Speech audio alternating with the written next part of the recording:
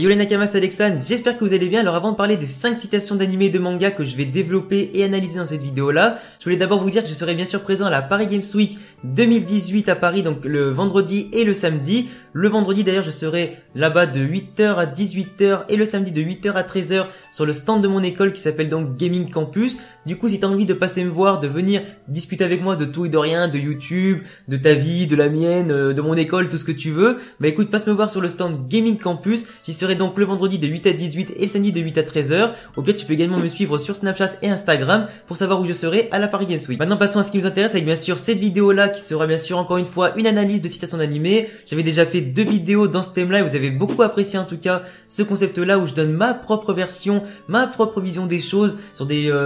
citations qui sont vraiment à valeur philosophique, des valeurs, des normes qui sont quand même assez intéressantes à découvrir et analyser parce que c'est vraiment des messages derrière qui sont assez intéressants à découvrir. Du coup, j'en ai encore une fois sélectionné 5 parmi celles qui m'avaient marqué quand j'ai lu leur manga, quand je les ai vus en animé ou tout simplement quand j'en ai entendu parler. Du coup, on va en parler tout de suite, mais n'oublie pas que toi en commentaire, tu pourras me dire laquelle citation tu as préférée dans cette vidéo là. Également, tu pourras me dire en commentaire quelles sont tes citations préférées, tout manga animé confondu, et bien sûr, celles que je pourrais éventuellement analyser pour un épisode 4 de ce concept là. Même sans dignité, les hommes survivent tant qu'ils ont à manger. Et ils supportent aussi la faim pourvu qu'ils aient la dignité. Oda Nobunaga, Drifters. Alors là les amis, on a vraiment une citation qui est super intéressante, qui est vraiment très lourde de sens, parce qu'après si tu veux juste l'analyser comme ça en mode même sans dignité, les hommes survivent tant qu'ils ont à manger, certes, physiquement, les humains ont besoin de manger pour survivre, pour se sustenter, pour récupérer des calories, tout ce que tu veux, récupérer de l'énergie et des forces, tout ça. La dignité, c'est pas un truc physique, c'est un truc vraiment qui est propre à la pensée des gens, qui est propre à leur ego, suivant s'il est surdimensionné ou pas, suivant les personnes et leur caractère, et que bien entendu c'est pas la dignité qui va te nourrir, c'est pas l'ego qui va te nourrir non plus, c'est pas ça qui va t'apporter de quoi vivre,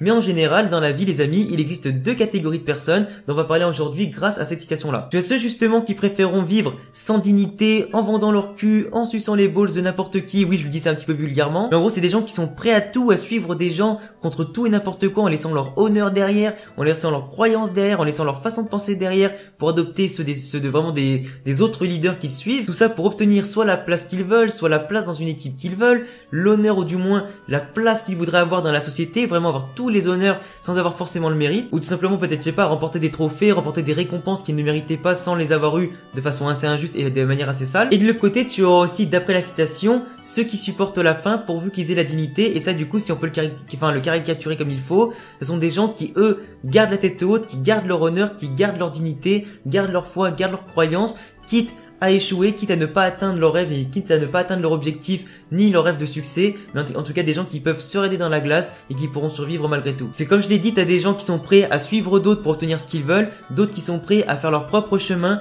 tels des leaders, la tête haute, qui peuvent en tout cas suivre leurs croyances, suivre leur honneur, suivre leur propre perspective pour atteindre leurs propres objectifs, quitte à avoir un chemin peut-être plus long, quitte à faire des sacrifices sur leur propre personne, mais en tout cas dans la dignité et dans l'honneur. Après encore une fois, ça c'est seulement ma propre vision des choses, mais moi personnellement je préférais toujours garder ma propre ligne de conduite, parce que j'ai pas envie que quelqu'un un jour vienne me dire Alex fais ci, Alex fais ça, pour justement atteindre mes objectifs. J'ai envie de suivre ma propre ligne de conduite, j'ai pas envie de suivre les idéaux de quelqu'un d'autre, en tout cas des idéaux qui ne m'intéressent pas ou qui ne me concernent pas. Je suis quelqu'un qui aime bien faire à sa façon, avec mes propres idéaux. Certes je pourrais me tromper, mais c'est pas pour ça que en tout cas je changerai du tout au tout, parce que bon, on peut toujours faire à sa propre façon, peut-être écouter les conseils mais ne pas changer de tout au tout en écoutant quelqu'un qui a peut-être plus réussi que toi, mais peut-être que cette personne-là elle est passée par des chemins que toi tu n'auras même pas eu. On a tous plus ou moins des difficultés à atteindre des objectifs, mais c'est pas pour autant qu'un chemin plus facile ou plus dur,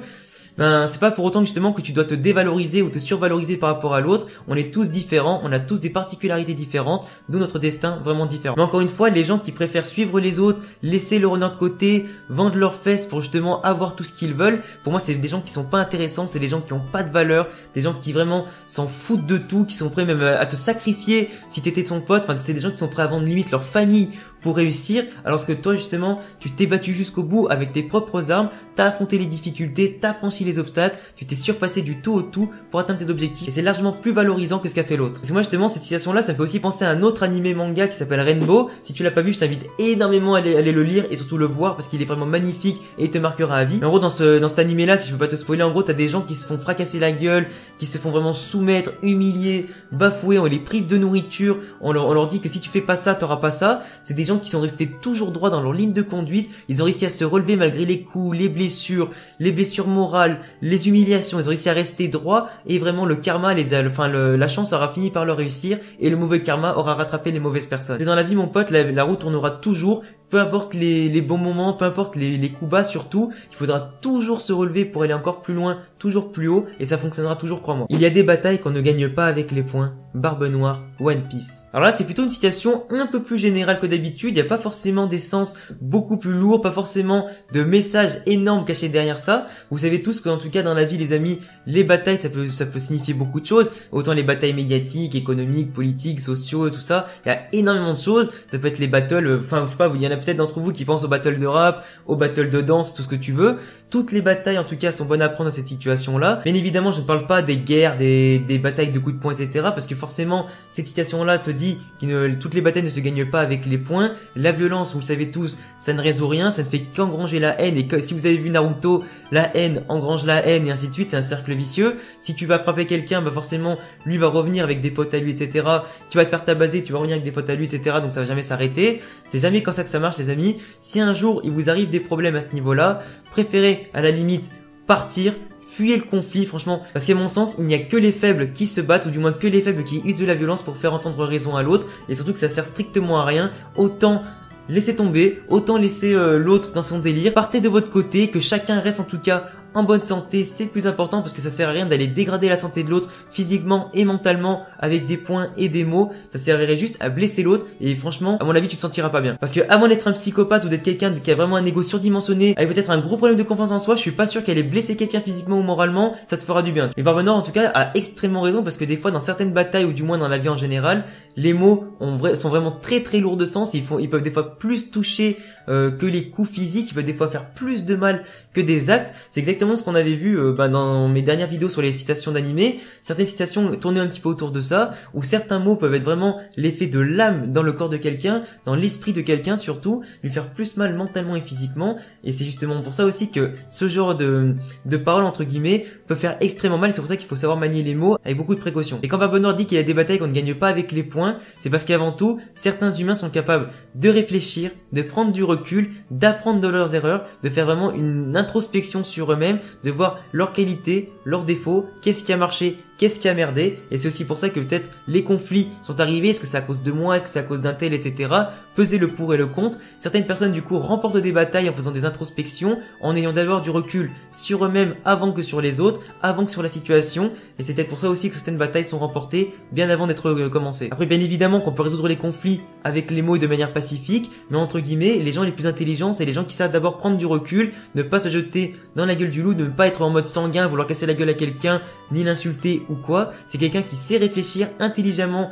à ce qu'il va dire, à ce qu'il entend, à ce qu'il comprend et comment il l'interprète pour ne pas en tout cas augmenter les conflits. Après, il peut bien sûr y avoir des exceptions où des fois t'es obligé forcément de rentrer dans le tas, mais en général il vaut mieux partir, laisser les problèmes de côté parce que un problème en entraînera d'autres, il vaut mieux s'arrêter là. La peur n'est pas mauvaise, elle nous permet de prendre conscience de nos propres faiblesses. Natsu Fairy Tail. Alors en gros, depuis que je suis tout petit, j'entends beaucoup de gens qui disent « Ah, tu crains, t'as peur de ci, t'as peur de lui, t'as peur de faire ça, t'as peur de manger tel truc, t'as peur de faire ci, t'as peur de boire ça. » Franchement, je trouve ça limite ridicule parce que moi par exemple, là je vais le dire vraiment en vidéo, par exemple si je peux donner un de mes exemples parmi toutes les peurs que je peux avoir, bon j'en ai pas non plus énormément, à part peut-être, je sais pas, enfin les insectes c'est pas que j'en ai peur mais c'est que je les aime absolument pas. Moi ça me dégoûte de voir des animaux, du moins des êtres vivants qui ont plus de 4 pattes, tu vois. Mais vraiment le truc qui me fait le plus peur au monde, je pense que c'est l'altitude parce que j'ai quand même pas mal le vertige. C'est l'altitude, du coup ça m'empêche beaucoup de faire certains manèges, du moins je peux pas trop ouvrir les yeux si je fais un grand manège, j'ai un petit peu vraiment la boule au ventre, plus que du stress, un petit peu plus de la peur, tu vois, quand je monte dans un manège beaucoup trop grand, qui va beaucoup trop vite et tout ce que tu veux,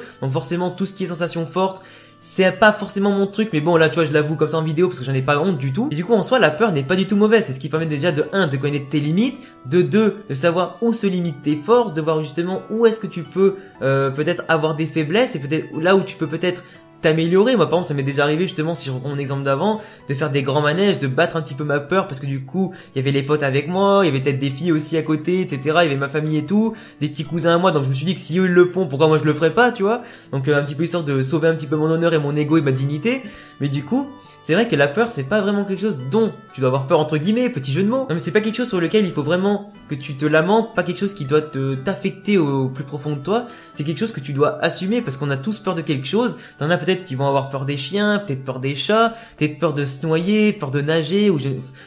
peur de prendre l'avion ou ou le train, j'en sais rien, qui ont peur de tout et de rien, ça existe. Moi, j'ai peur de l'altitude, je le dis, ça me dérange absolument de faire des grands manèges et tout ça. Pour certaines personnes, je suis prêt à faire l'effort et prendre sur moi-même, mais c'est aussi ça justement le but de combattre ses peurs et de connaître ses propres faiblesses, c'est qu'on connaît justement ses propres limites, on sait là on va s'arrêter, mais est-ce qu'on peut justement peut-être faire l'effort d'aller un petit peu plus loin que cette limite-là pour la repousser jusqu'à peut-être l'apprivoiser et ne plus en avoir peur? Ça c'est possible, c'est vraiment dans les cordes de l'esprit humain, parce qu'au final, est-ce que la peur elle est plus mentale que physique? Ça je le crois aussi. Si t'arrives à avoir le déclic en mode c'est pas forcément mauvais, c'est pas quelque chose qui va me faire mal, c'est pas quelque chose qui doit me faire peur, c'est quelque chose que je dois contrôler, que je peux vaincre en me forçant un petit peu, en prenant sur moi, en prenant un petit peu de recul comme je l'ai dit juste avant, c'est quelque chose que tu peux largement dompter et c'est quelque chose en tout cas que tu peux avoir la maîtrise dessus, que tu peux justement avoir la main mise dessus pour la surmonter et la dépasser. Et comme dit Natsu, qui est donc mon gars sûr, tu comprends, Fairy Tail, tout ça, il a raison, faut connaître ses faiblesses, c'est avant tout déjà un acte de conscience. Prendre conscience de ses faiblesses, c'est déjà avoir mûri, avoir pris du recul sur soi-même, avoir fait l'introspection, comme je l'ai dit justement dans les citations avant, et c'est quelque chose en tout cas qui est vraiment très nécessaire pour apprendre justement à mieux te connaître, à connaître tes limites et à mieux les dépasser. Faut juste prendre son courage à deux mains, savoir où sont ses limites, se les admettre, se les avouer, et justement à partir de là, tout ira mieux. Il y a celui qui veut rattraper le meilleur et celui qui veut surpasser le meilleur. C'est cette différence qui a fait la victoire. Hippo Makunouchi Hajime no Ippo. Alors là les amis, on a droit à une citation magnifique qui m'avait donné des frissons quand j'ai lu ce manga, parce que c'est vraiment un manga qui est magique, un manga qui est culte, qui vous apprend énormément de valeurs dans la vie, autant dans les combats, autant dans l'esprit combatif et la motivation au quotidien. C'est une très très belle citation, ça montre vraiment la différence d'objectifs et d'ambition que certains d'entre nous peuvent avoir, et c'est justement là peut-être que le mental fait la différence, que la prise de conscience d'un objectif plus élevé que les autres, la prise également de conscience et surtout la motivation qui t'aide à atteindre tes objectifs et surtout tout le travail et l'envie que tu mets derrière, c'est ça qui fait la différence pour réussir ou pas tes projets. Parce que t'as forcément des gens dans la vie qui se disent ouais bon moi je vais faire ça au pif, au feeling, pour m'amuser, je vais pas me prendre la tête et tout ça. Ça oui ça existe, vous avez sûrement raison, dans la vie faut pas se prendre la tête, faut pas se fixer non plus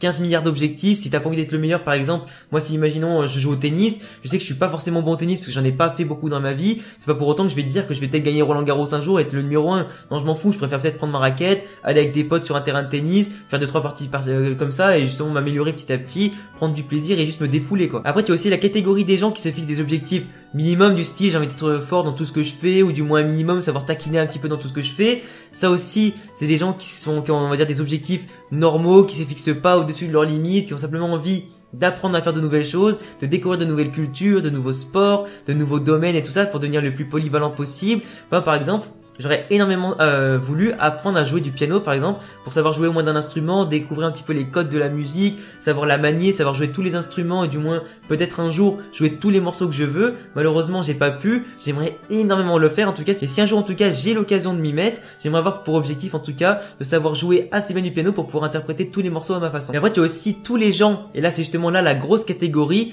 du moins des grosses superstars d'aujourd'hui peut-être dans le sport, dans leur domaine ou quoi, les gens qui ont préféré non pas maîtriser leur domaine pour se faire plaisir eux-mêmes, mais en plus de se faire plaisir, ils ont voulu tout simplement dépasser les autres, développer un gros potentiel, développer vraiment à force de travail, d'acharnement, de motivation, un niveau inatteignable pour les autres, pour vraiment être au firmament et vraiment devenir les meilleurs dans leur domaine, pour vraiment surpasser les autres, battre peut-être, je sais pas, quand t'es dans le sport, battre des records, marquer vraiment l'histoire de leur empreinte, marquer leur sport ou leur domaine de leur empreinte. C'est des gens qui ont su développer une certaine aptitude, ou du moins élever leur activité au rang d'art et tout ce que tu veux, vraiment en tant que c'était plus qu'un passe-temps pour eux, c'était vraiment leur motivation première. Et justement, si je peux prendre l'exemple par exemple de Cristiano Ronaldo au foot, qui est sûrement l'un des footballeurs que je préfère de tous les temps, tu vois, je veux dire, en plus je suis fan du Real, donc forcément il aura marqué l'histoire du Real Madrid, mais ce mec à la base, il a peut-être pas autant de talent que Lionel Messi, mais il a quand même réussi à force d'entraînement, de motivation, de courage, de succès et d'échecs surtout, parce que c'est surtout dans l'échec qu'il s'est forgé. Il a réussi au fur et à mesure du temps à devenir un mec super complet, super musclé, aussi fort du gauche que du droit, de la tête, de près, de loin, sur coup franc, penalty. C'est un mec qui est extrêmement puissant grâce à la force de la motivation, de l'entraînement et surtout de sa façon d'être en fait et de son professionnalisme. C'est un mec qui a su justement voulu atteindre le top 1 mondial, qui a su justement pas vouloir devenir aussi fort que les autres, ni rattraper le meilleur, mais bien sûr devenir beaucoup plus fort que le meilleur. Donc t'as ceux qui veulent s'en rapprocher et ceux qui veulent le dépasser, et moi c'est aussi un petit peu mon cas. Autant dans le football à l'époque, enfin quand j'en faisais, je voulais absolument être à chaque fois le meilleur de mon équipe, le meilleur sur le terrain, le prouver à chaque fois. Du coup je m'arrêtais jamais tant que je marquais pas plus de 2-3 buts par match,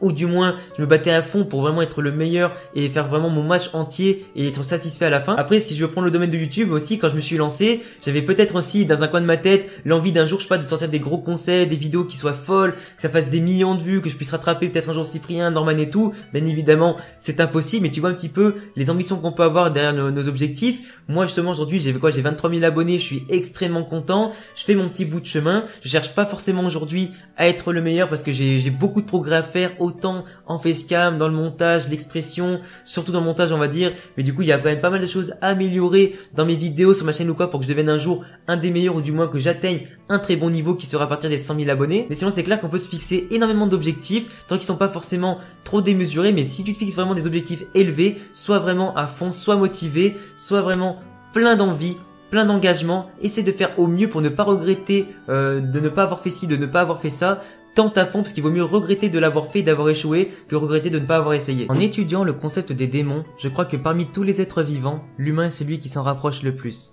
Miggy, Parasite. Alors là les gars, on a vraiment une citation qui n'a rien à voir du tout avec celle que j'ai pu analyser dans les 2 premiers épisodes de ce concept là, et encore moins du coup par rapport à celle que j'ai vue dans cette vidéo là en tout cas, et celle dont j'ai parlé aujourd'hui. C'est une citation d'un personnage donc de Miggy dans Parasite pour ceux qui l'ont pas connu, ou d'ailleurs je vous invite vraiment à aller voir cet animé là aussi parce qu'il est vraiment génial. C'est vraiment un animé qui fait en quelque sorte peut-être une sorte de caricature du monde des hommes aujourd'hui, qui vise en gros à dire que c'est l'humain qui détruit la planète, c'est l'humain qui pollue, c'est l'humain le plus grand des démons, le plus grand des déchets, c'est lui qui construit mais qui détruit tout, c'est lui le principal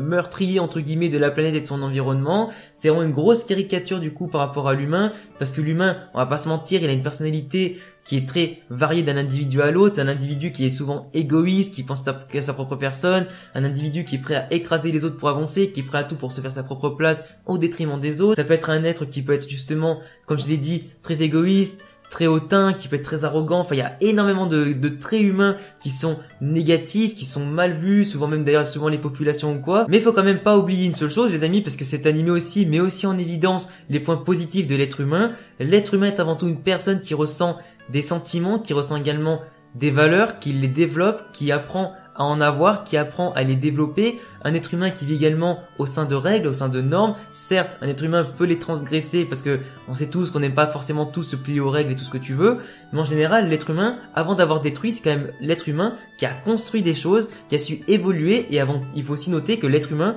est la forme de vie la plus intelligente, qui a su quand même s'adapter à son environnement, qui a su partir de rien au fil des générations, au fil des siècles et des millénaires pour créer la société qu'on a aujourd'hui, qui est certes positive et négative suivant certains points, suivant sous quel point de vue justement tu te poses. T'as l'économie qui est contrôlée par les États, les gouvernements, par les mafias, tout ce que tu veux. Il y a des problèmes partout, il y a des violences gratuites, etc. Ok, d'accord. Mais je veux dire, la société, qu'elle soit juste ou pas juste, elle a avant tout réussi à être construite au fil des siècles, au fil des générations. Mais il ne faut pas oublier aussi que l'homme est avant tout quelqu'un qui a des sentiments, qu'une créature basique, un animal ou n'importe quoi ne peut pas vraiment ressentir. Certes, là par contre là, je viens juste à faire une petite parenthèse avant que je me fasse attaquer par tous les pro-animaux ou quoi,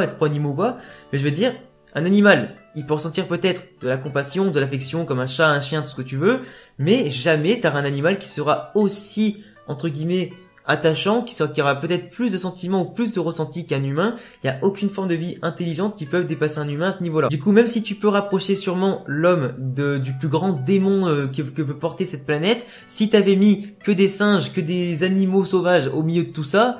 bah certes ta population elle se serait pas réduite, certes peut-être ta planète elle se porterait mieux, mais est-ce que t'aurais eu du progrès? Ça non, je ne pense pas. Parce que comme forcément dans toute balance de la vie, il y a des points positifs et des points négatifs, t'as du succès, t'as des échecs, t'as des progrès, t'as des régressions, t'as du clean et t'as de la pollution, enfin forcément il y a toujours une petite ambivalence entre le positif et le négatif, peu importe tout ce que tu fais, que tu sois même je sais pas, même que tu sois une souris ou n'importe quoi, t'auras forcément toujours des trucs qui seront bien faits, des trucs qui seront à revoir, c'est normal, c'est ce qui s'appelle l'évolution. C'est donc pour ça aussi que l'être humain a évolué au fil des siècles et des millénaires pour devenir ce qu'il est aujourd'hui, et en tout cas la forme de vie la plus intelligente. Et justement c'est ça aussi le lien qui a été fait dans ce manga là, c'est que certes les parasites sont plus puissants que les humains, qui veulent peut-être faire le ménage en détruisant les humains et en ayant peut-être un mode de vie beaucoup plus acceptable pour la planète et pour qu'elle se porte beaucoup mieux, mais d'un côté ils ne sont pas capables de ressentir le moindre sentiment, pas le moindre ressenti, pas la moindre affection ni rien pour les autres, et c'est justement pour ça que les parasites finissent de parcourir à leur perte face aux humains qui sont beaucoup plus forts une fois soudés et réunis. Enfin bref les gars, c'est tout pour cette vidéo là, j'espère qu'en tout cas elle sera pas forcément trop longue, je pense que là elle devrait durer entre 20-25 minutes vu que j'ai quand même passé pas mal de temps